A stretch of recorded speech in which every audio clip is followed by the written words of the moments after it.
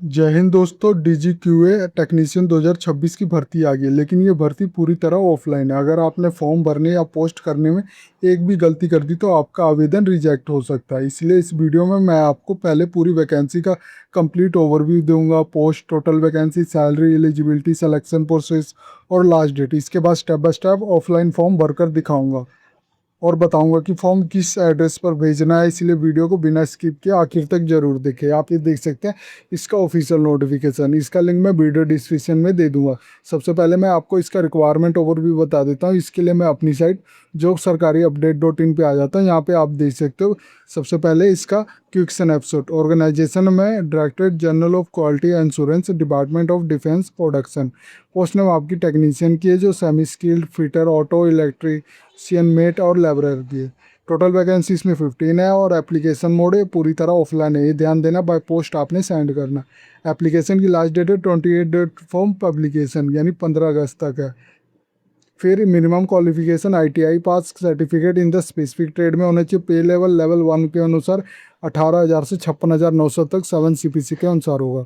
Selection process आपका written test होगा, जिसमें MCQ आएंगे, ट्रेड टेस्ट होगा जो 100 मार्क का होगा, फिर मेरिट लिस्ट बनेगी। इसको स्क्रॉल नीचे करता हूँ कि एलिजिबिलिटी चेक में अगर देख सकते हो, अगर आपने ITI पास कर रखी है, certificate in fitter, auto, electrician, mate या इक्वलेंट डिफेंस सर्विस या ट्रेड्समैन कोर्स किया तो आप एलिजिबल हो। अगर आपकी एज 18 से 27 ईयर्स है तो आप एलिजिबल हो। अगर आप इंडियन सिटीजन हो तो आप एलिजिबल हो। You meet the medical fitness standard. अगर आप नो लाइट ब्लाइंडनेस और कलर ब्लाइंडनेस नहीं हो तो आप एलिजिबल हो। इंपॉर्टेंट डेट की बात करूँ तो एडवर्टाइजमेंट जो पब्लिश हुआ है 18 से 24 जुलाई के बीच हुआ था, और एप्लीकेशन क्लोजिंग डेट है ये आपकी 15 अगस्त तक चल। और application closing date any state, Jammu Kashmir, Ladakh and Lakshadweep, ये आप देख सकते हो 22 अगस्त तक। रिटर्न टेस्ट, स्टेट टेस्ट की बात करूँ तो आबादी चेन्नई ओनली, और रिजल्ट आपका होगा जो नोटिफाई कर दिया जाएगा। इसका ग्रुप लिंक भी मैंने मेंशन किया हुआ है अपना व्हाट्सअप। अगर आप उसमें ज्वाइन कर लोगे तो जैसे ही इसकी कोई भी नोटिफिकेशन आएगी तो मैं तुरंत आपको बता दूंगा। वैकेंसी और कैटेगरी एनालाइज की बात करूँ तो आप ये देख सकते हो, फिटर ऑटो के लिए टोटल पोस्ट 7 है, इलेक्ट्रीशियन मेट के लिए 2 है, इलेक्ट्रीशियन मेट 1 है, और फिटर ऑटो के लिए 3 है। फिटर ऑटो ये देख सकते हो चेन्नई के लिए 1 है, और नागालोर चेन्नई के लिए लेबरर के लिए 1 है। टोटल 1 है। टोटल इसमें 15 टोटल पोस्ट होगी, ये देख सकते हो। सैलरी इन हैंड कैलकुलेशन की बात करूँ तो आपको 21,700 से 24,500 तक मिलेगा, 7th पे कमीशन के अनुसार, before DA HRA revision. Application fees की बात करूँ तो इसके लिए कोई एप्लीकेशन फ़ीस मेंशन नहीं की गई है इसके एडवर्टाइजमेंट में। एज लिमिट की बात करूँ तो अनरिजर्व कैटेगरी के लिए मिनिमम 18, मैक्सिमम 27 ईयर, OBC के लिए मैक्सिमम 30 ईयर्स है, SC ST के लिए 32 ईयर्स है। ये देख सकते हो, एज रिलैक्सेशन एज पर गवर्नमेंट रूल है। एलिजिबिलिटी क्राइटेरिया की बात करूँ तो फिटर ऑटो के लिए आपके पास ITI पास होना चाहिए, जिसमें automobile, mobile, motor vehicle mechanic, diesel mechanic या equivalent defence service tradesman course होना चाहिए। एक्सपीरियंस की इसमें कोई रिक्वायर्ड नहीं है। इसी तरह इलेक्ट्रीशियन मेट के लिए ITI पास होना चाहिए, जिसमें इलेक्ट्रीशियन या equivalent defence service tradesman course होना चाहिए। इसमें भी कोई एक्सपीरियंस नहीं चाहिए। लेबर के लिए ITI पास होना चाहिए any trade off defence service या ट्रेड्समैन कोर्स में, जिसमें इसमें भी एक्सपीरियंस नहीं चाहिए। सिलेक्शन प्रोसेस की बात करूँ तो सबसे पहले आपका रिटर्न टेस्ट होगा, जिसमें MCQ बेस्ड टेस्ट आएंगे। इसमें कोई नेगेटिव मार्किंग नहीं है, ये ध्यान देना। इसमें single session covering 4 subject. It is a qualifying cum merit based होगा, so accuracy across all section matter more than attempting every question. Trade test की बात करूँ तो आपका जो शॉर्ट लिस्टिंग कैंडिडेट को होगा, पेयर होगा, 100 मार्क का ट्रेड टेस्ट लिया जाएगा, जिसमें मिनिमम 40% मार्क चाहिए क्वालिफाइंग के लिए। ये होगा purely practical, so hand the ITI workshop practice is the best preparation. फिर मेरिट लिस्ट जो बनेगी trade and stabilise wise, combined written test and trade test score के आधार पर बनेगी, with try broken first by date of birth, अगर try होता है तो। एग्ज़ाम सिलेबस की बात करूँ तो इसमें आपका जनरल इंटेलिजेंट और रीजनिंग के आएंगे, 25 मार्क का आएगा, 25 क्वेश्चन आएंगे। जनरल अवेयरनेस के भी 25 क्वेश्चन आएंगे, 25 मार्क का। इंग्लिश लैंग्वेज एंड कॉम्प्रहेंशन के भी 25 मार्क का आएगा, 25 क्वेश्चन। और इन न्यूमेरिक्स एप्टीट्यूड के आएंगे, 25 मार्क का होगा, 25 क्वेश्चन आएंगे, जिसमें 100 मार्क का हो गया और 100 क्वेश्चन आएंगे। इसके बाद देख सकते हो syllabus as per the notification, the syllabus follow the 10th class या मैट्रिकुलेशन लेवल का आपका सिलेबस होगा और सेंट्रल और स्टेट बोर्ड वाला।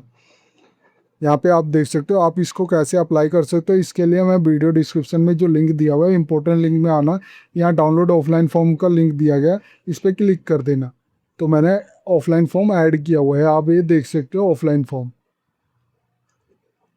यहाँ पे आपने सबसे पहले एक नोट चीज ध्यान देनी है, यहाँ पे ब्लॉक लेटर में ही आपने फिल करना है अपना एप्लीकेशन फॉर्म। ये ध्यान देना ब्लॉक या ब्लू बॉल पॉइंट आपने यूज़ करना है। यहाँ पे सबसे पहले आपने रिसेंट कलर साइज फोटोग्राफ आपने ऐड करनी है।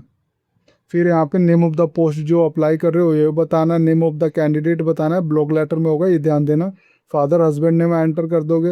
Weather belong to SC ST OBC PH या एक्स सर्विसमैन, तो आपने बताना please mention the category. Attach करना आपने necessary certificate issue by competent authority या सिविल सर्जन के थ्रू, ये ध्यान देना। फिर date of birth in Christian era में बताना अपना डेट ऑफ बर्थ। एज आपने बतानी है एज ए क्लोजिंग डेट तक आपकी एज कितनी हो जाएगी ये बताओगे। एज रिलैक्सेशन क्लेम अगर करना है तो यस पे टिक कर देना, नहीं तो no pay. If answer is four C yes होगा then reason for age relaxation आपने बताना और ऐड भी कर देना अपनी सर्टिफिकेट जो भी होगा। नेशनैलिटी आपने ऐड कर देनी है, जेंडर बता देना मेल फीमेल जो भी हो। फिर सिग्नेचर ऑफ द एप्लीकेंट कर देना। फिर आधार नंबर ऐड कर दोगे। Education qualification beginning for the matriculation equivalent आपने बताना है। एडवर्टाइजमेंट नंबर और डेट मेंशन कर दोगे।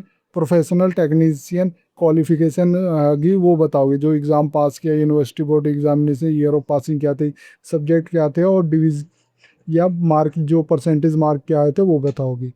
फिर experience if any detail showing last पे, अगर आपको एक्सपीरियंस है तो जो पोस्ट होल्ड की थी उसके बारे में बताओगे। Name of the statement form कब से कब तक किया था, लास्ट पे क्या मिला था आपको ये बताओगे। और डिस्क्रिप्शन बताना है अपने वर्क आपका वर्क का। फिर यहाँ पे प्रेजेंट पोस्टल एड्रेस आपने बताना है, कम्युनिकेशन एड्रेस। यहाँ पे अपना एड्रेस लिख देना, पिन कोड एंटर कर देना, स्टेट सिटी लिख देना। इसी तरह परमानेंट एड्रेस एंटर कर देना, अपना एड्रेस एंटर कर दोगे। फिर स्टेट सिटी और पिन कोड एंटर कर दोगे। एनी अदर एडिशनल इन्फॉर्मेशन है तो वो भी बता सकते हो। फ़ोन नंबर, मोबाइल नंबर या अल्टरनेटिव मोबाइल नंबर एंटर कर दोगे। ईमेल आईडी एंटर कर देना। सिग्नेचर ऑफ द एप्लीकेंट यहाँ पे एंटर कर दोगे।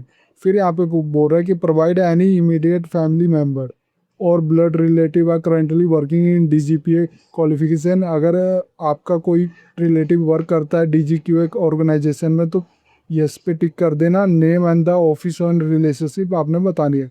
अगर आपको कभी convict by law court law and there यानी क्रिमिनल केस अगर आप पे है तो उसके बारे में यस करके आपने जानकारी देगी। Whether employ central state government institute में अगर आप ऑलरेडी वर्किंग कर रहे हो तो यस करके अपनी जानकारी दोगे, नहीं तो नो पे टिक करना है। Have you been subject to any departmental inquiry disciplinary proceeding, अगर आप पे कभी इंक्वायरी हुई है डिपार्टमेंटल इंक्वायरी तो उसके बारे में यस करके जानकारी दोगे, नहीं तो नो पे टिक कर देना। Have you been dismissed remove या ask to resign for the position, अगर अभी किया गया तो यस कर दोगे, नहीं तो नहीं। फिर डिक्लेरेशन आ जाएगा, इसको पढ़ लेना। यहाँ पे अपना लेफ्ट थंब इम्प्रेशन मैन का होगा तो वो ऐड करना। राइट थंब इम्प्रेशन अगर वुमेन हो तो वो ऐड करोगे। प्लेस यहाँ पे ऐड कर देना, डेट ऐड कर देना, signature of the applicant add कर देना।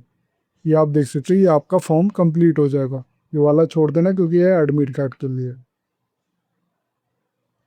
फिर यहाँ पे आ जाओगे, यहाँ पे जो सेंड करोगे ये आप देख सकते हो। आपने जो सेंड करना, seal everything in the envelope में आपने स्पेसिफाई करना application for the post of technician semi skill trade आपने बताना और स्टेबलाइजमेंट कोड क्या है वो बताओगे। फिर जो सेंड करना है, सेंड करना आपने स्पीड पोस्ट के through controller CQA HV post box number 20 awardee Chennai 600054। यहाँ पे आपने सेंड कर देना। ये ध्यान देना आपने जो पोस्ट सेंड की होगी ये क्लोजिंग डेट से पहले आपने सबमिट कर देना। इस वीडियो में मैंने बताया कि DGQA टेक्नीशियन से जो फॉर्म निकला हुआ है उसका आप फॉर्म ऑफलाइन कैसे फिल कर सकते हैं और कैसे सेंड करना। अगर ये वीडियो आपको अच्छी लगे तो please like and subscribe my channel. धन्यवाद।